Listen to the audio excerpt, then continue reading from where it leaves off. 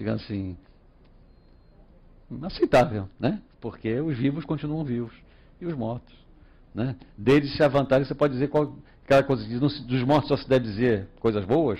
Na verdade, dos mortos pode-se dizer tudo, porque eles não estão mais aí para reclamar. E, portanto, tem sim que ser usados pela sociedade, em todas as cobracias ideológicas que a sociedade faz, para haver-se com o fato de que as pessoas morrem, né?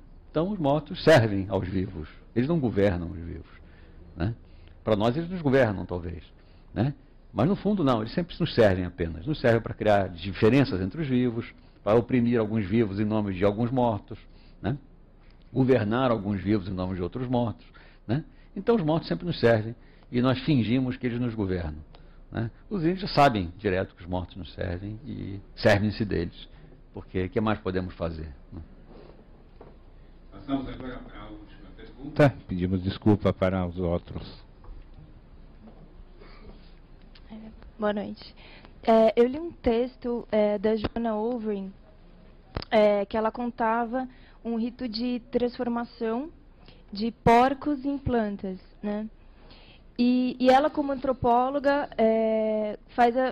se questiona, né, como que um animal que para ela parece um porco, tem gosto de porco, é vivenciado como uma planta, nesse ritual onde os índios, para não cometer canibalismo, para não comer humanos, transformam eles em não humanos, em planta.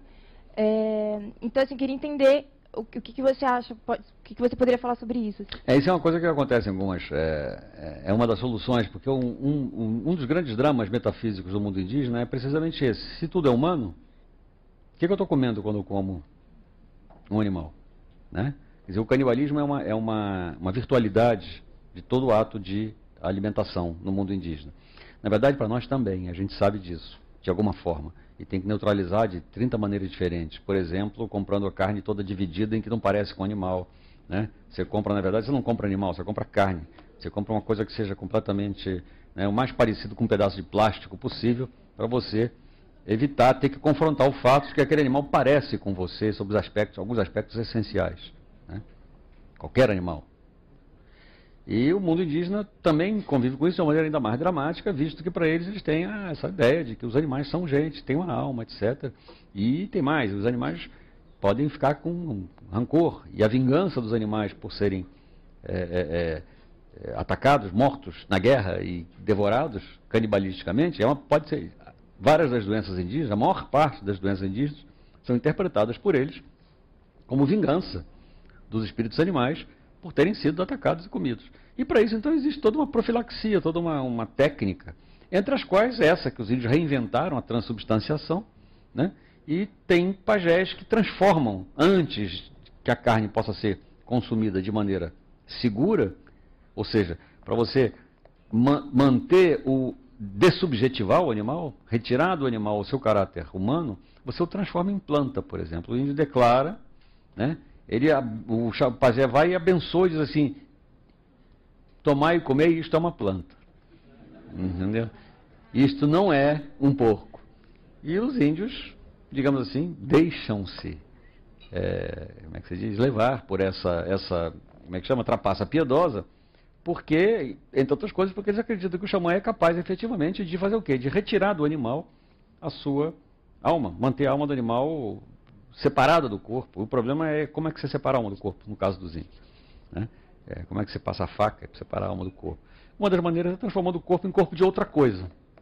Por exemplo, numa planta, né?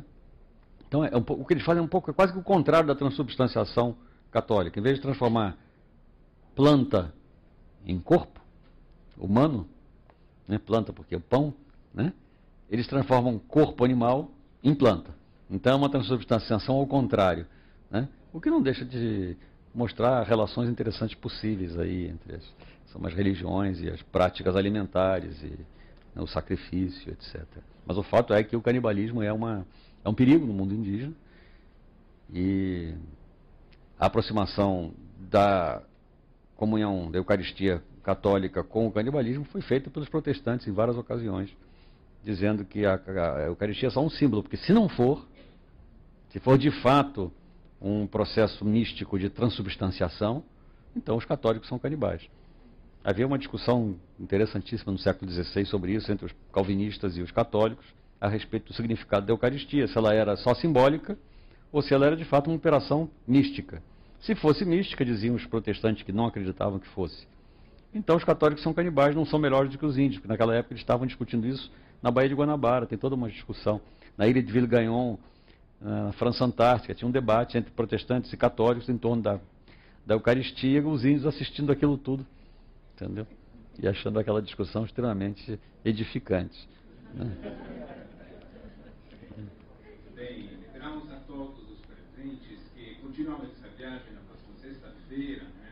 Viagem sobre o conceito da morte, a morte como instante de vida, com Scarlett Martin, filósofa, professora da USP. Portanto, todos naturalmente são convidados.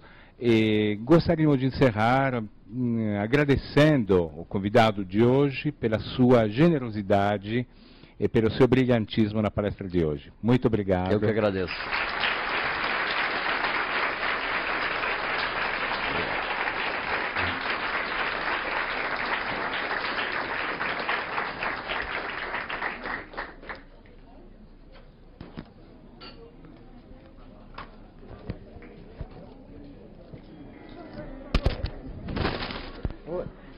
Você só tirar esse corpo estranho. Posso fazer só uma pergunta? À vontade, pergunta pra ele. Considerando que o Tio Sam vai apontar o dedo,